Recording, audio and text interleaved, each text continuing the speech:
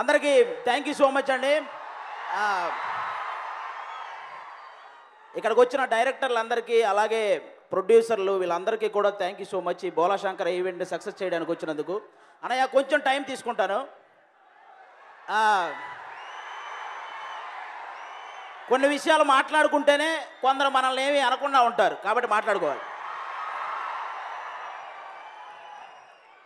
ఒక సాధారణ మధ్యతరగతి కుటుంబానికి చెందిన ఒక యువకుడు నేను సైనికుణ్ణి అవుతా అని చెప్పి ఒక యుద్ధ భూమికి బయలుదేరాడు. ఆ యుద్ధ భూమిలో ఆల్రెడీ కండలు తిరిగిన సైనికులు చాలామంది ఉన్నారు.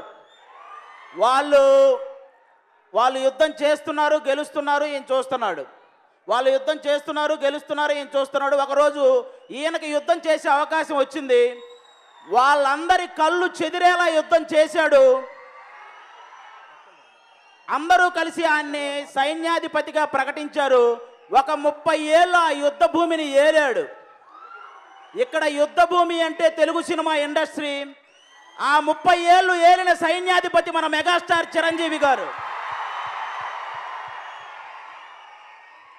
అన్నయ్య ఇంతమంది సినీ సైనికుల్ని తయారు చేసి ఇంద్రసేన అని అయితే, అక్కడ తమ్ముడేమో జన సైనికుల్ని తయారు చేసి జనసేన అని అయ్యాడు. మామూలుగా ఎవరి గురించైనా మాట్లాడేటప్పుడు మనం మాట్లాడితే వినే వాళ్ళకి గూస్ బంప్స్ వస్తాయి. కానీ మాట్లాడేవాడికి కూడా గూస్ బంప్స్ వస్తాయి అంటే వాడు మాట్లాడేది ఖచ్చితంగా మెగాస్టార్ చిరంజీవి గారి గురించే. బేసిక్గా హీరోలకి ఫ్యాన్స్ ఉంటారు, కానీ ఆయనకి హీరోలే ఫ్యాన్స్గా ఉంటారు.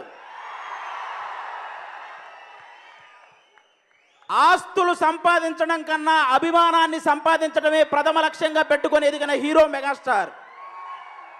అటు పాత తరానికి ఇటు కొత్త తరానికి మధ్య వారధి. ఇన్ని కోట్ల మంది అభిమానులకు సారథి మన మెగాస్టార్. ప్రతి ఇంట్లో ఫ్యాన్ ఉంటుందో లేదో నేను చెప్పలేను, కానీ ప్రతి ఇంట్లో మెగాస్టార్ ఫ్యాన్ అయితే ఒకడు ఖచ్చితంగా ఉంటాడు. ఇది షూర్. నా దృష్టిలో మెగాస్టార్ చిరంజీవి గారు, సచిన్ టెండూల్కర్ గారు వీళ్ళిద్దరూ ఒకటే.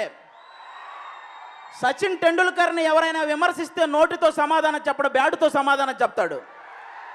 అలాగే చిరంజీవి గారిని ఎవరైనా విమర్శించిన మాటలతో సమాధానం చెప్పడు, మళ్ళీ సినిమాతోనే సమాధానం చెప్తారు. ఆచార్య సినిమాకి విమర్శలు వచ్చాయి, వాల్తేరు వీరయ్యతో వాళ్ళకి అందరికీ సమాధానాలు వచ్చాయి.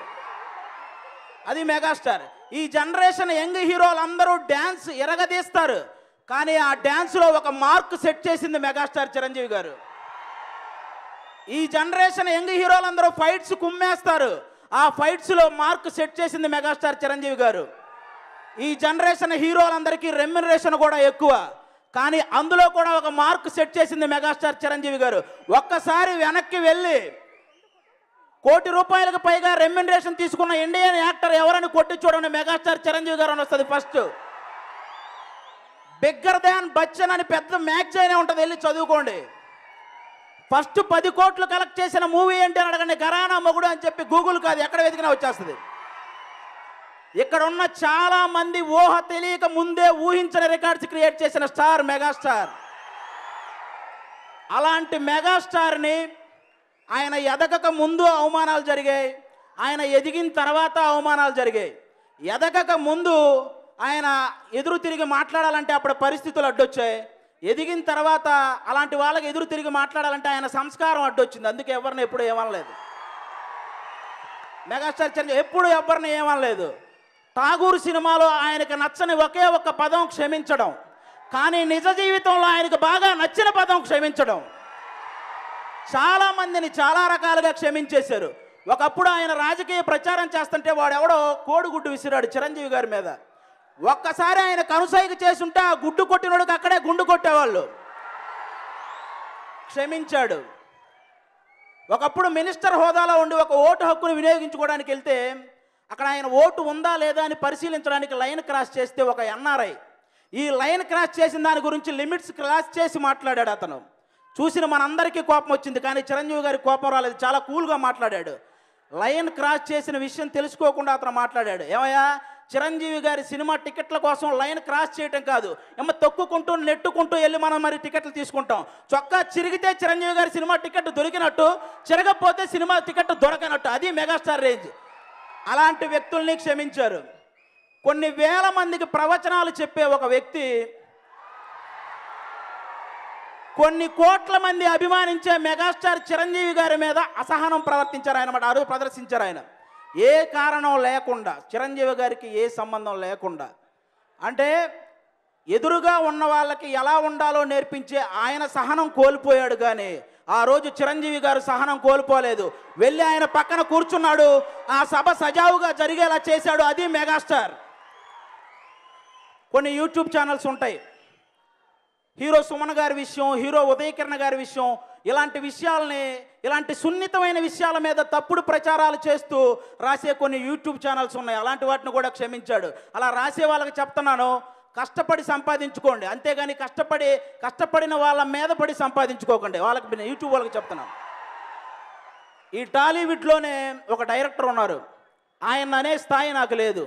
కానీ అలాగే మెగాస్టార్ని, పవర్ స్టార్ని విమర్శించే స్థాయి ఆయనకి లేదు. ఆయన ఒక చిన్న పెగ్గేసినప్పుడు చిరంజీవి గారిని, పెద్ద పెగ్గేసినప్పుడు పవన్ కళ్యాణ్ గారిని విమర్శిస్తుంటారు ఆయన. వాళ్ళకి చెప్తున్నాను, అర్థం లేని విమర్శలకు క్లాప్స్ రావు, అర్థం కాని సినిమాలకి కలెక్షన్లు రావు. నాకు తెలిసి మీ వ్యూహాలు బెడిసి కొడతాయని నా నమ్మకం,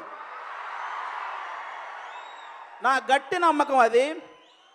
అదేవిధంగా ఏ ప్రభుత్వాలైతే చిరంజీవి గారి బ్లడ్ బ్యాంకుకి అవార్డులు ఇచ్చాయో ఆయన సేవను గుర్తించి, అదే ప్రభుత్వాలు ఆయన రాజకీయాల్లోకి వచ్చినప్పుడు ఆ బ్లడ్ బ్యాంక్ గురించి తప్పుడు ప్రచారాలు చేశాయి. అప్పుడు కూడా భరించాడు, క్షమించాడు. That is megastar. ఇవన్నీ ఒక ఎత్తైతే, ఇంకొంతమంది కొంచెం శాడిస్టులు ఉంటారు. వాళ్ళు ఎలాంటి వాళ్ళు తెలుసా? చిరంజీవి గారి వారసుడు రామ్ చరణ్ తేజ్ గారు, ఆయన చిరుత చిత్రం ద్వారా ఆరంగేటం చేస్తున్నప్పుడు కొంతమంది కావాలని ప్రతి ఒక్కడూ నోరెత్తి ఏదో ఒకటి మాట్లాడాడు. ఆ తర్వాత ఏదైనా సినిమా హిట్ అయితే అది డైరెక్టర్ వల్ల, ఫ్లాప్ అయితే రామ్ చరణ్ గారి వల్ల అని చెప్పి కామెంట్లు చేశారు.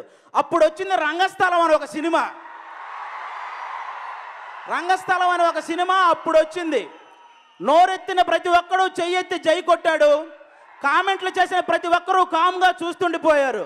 నేను ఇప్పుడు చెప్తున్నా, సచిన్ టెండూల్కర్ కొడుకు సచిన్ టెండూల్కర్ అవ్వలేదు, అమితాబ్ బచ్చన్ కొడుకు అమితాబ్ బచ్చన్ అవ్వలేదు, కానీ చిరంజీవి గారి కొడుకు చిరంజీవి అయ్యాడు.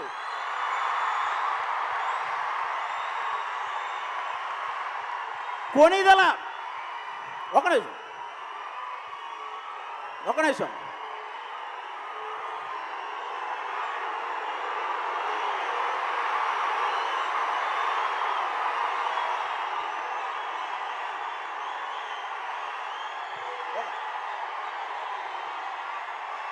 కొనిదెల వెంకట్రావు గారికి కొనిదెల చిరంజీవి గారు ఎంత పేరు తెచ్చారో, కొనిదెల చిరంజీవి గారికి కొనిదెల రామ్ చరణ్ తేజ్ గారు అంతకంటే ఎక్కువే పేరు తెచ్చారు.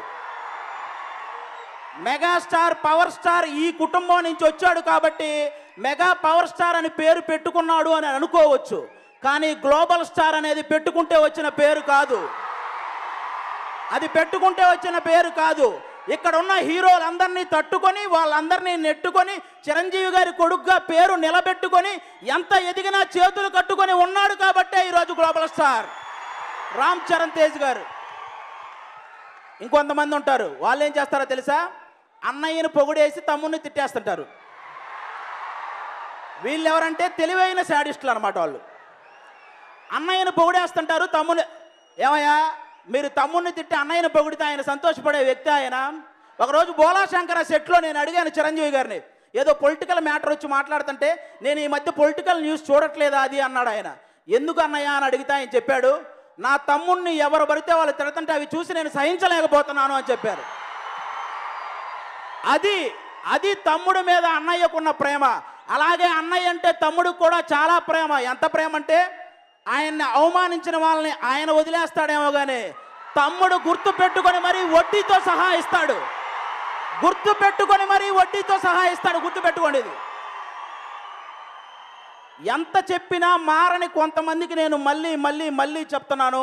కొనిదెల వెంకట్రావు గారికి 3 కొడుకులు. ఒకరు కొనిదెల శివశంకర వరప్రసాద్ అలియాస్ మెగాస్టార్ చిరంజీవి గారు. అభిమానులను ప్రేమిస్తాడు, శత్రువులను సైతం క్షమిస్తాడు.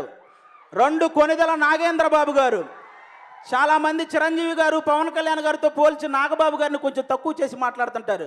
వాళ్ళకి చెప్తున్నా, తెలుగు సినిమా ఇండస్ట్రీలో చిరంజీవి గారి వల్ల ఎంతమంది అయితే ఎదిగారో, టీవీ ఇండస్ట్రీలో నాగబాబు గారి వల్ల మాలాంటి వాళ్ళు ఎంతోమంది ఎదిగారు. నాగబాబు గారు అన్నదమ్ముళ్ళిద్దరి కోసం అడ్డంగా నిలబడిపోతాడు, అలాంటి వ్యక్తి. 3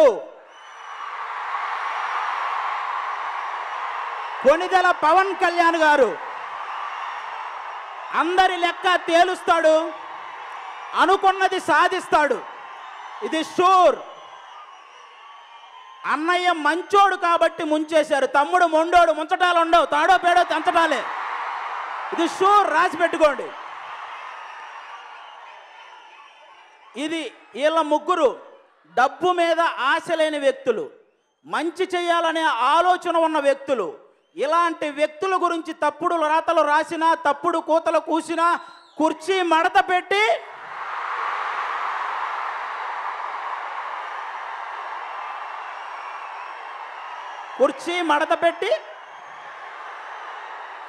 ఇది కింది స్థాయి వాళ్ళకి అర్థం కాదు, మినిమం డిగ్రీ చేసి ఉండాలి. అది జరిగిద్ది అనమాట. ఫైనల్గా వాల్తేరు వీరయ్య సినిమాలో ఎలాగైతే అన్ని ఎలిమెంట్స్తో పాటు బ్రదర్ సెంటిమెంట్ వర్కౌట్ అయిందో, బోలా శంకర సినిమాలో అన్ని ఎలిమెంట్స్తో పాటు సిస్టర్ సెంటిమెంట్ చాలా బాగా వర్కౌట్ అయింది. చిరంజీవి గారు 1 మ్యాన్ షో మీరు చూస్తారు. ఈ సినిమా సూపర్ సక్సెస్ అవ్వాలని మనస్ఫూర్తిగా కోరుకుంటున్నాను. ప్రొడ్యూసర్లకి రిస్క్ అవసరం లేదండి, ఎందుకంటే ఈ మధ్య ఎలక్షన్స్ గురించి మాట్లాడాల్సిన వాళ్ళు కలెక్షన్స్ గురించి మాట్లాడేస్తున్నారు. కాబట్టి నో ప్రాబ్లం, వాళ్ళు చూసుకుంటారు, ఎంత వచ్చింది ఏంటి లెక్కలన్నీ వాళ్ళు చెప్పేస్తారు. మీరేం టెన్షన్ పడకండి. మన కలెక్షన్స్ చాలా తక్కువ వచ్చినాయి అంట. అవును, ఆయన వెనకేసుకున్న కలెక్షన్స్తో పోలిస్తే మన కలెక్షన్స్ తక్కువే కదా, ఆర్ట్ని మనం ఎప్పుడు దాటలేం, ఓకేనా? కాబట్టి మెగాస్టార్ చిరంజీవి గారు చూడని సక్సెస్లు బ్లాక్ బాస్టర్లో లేవు. నేను ఈ బోలా శంకర సినిమా మెహర్ రమేష్ గారికి అలాగే అనిల్ సుంకర గారికి మంచి విజయాన్ని చేకూర్చాలని మనస్ఫూర్తిగా కోరుకుంటున్నాను. Thank you so much. Thank you.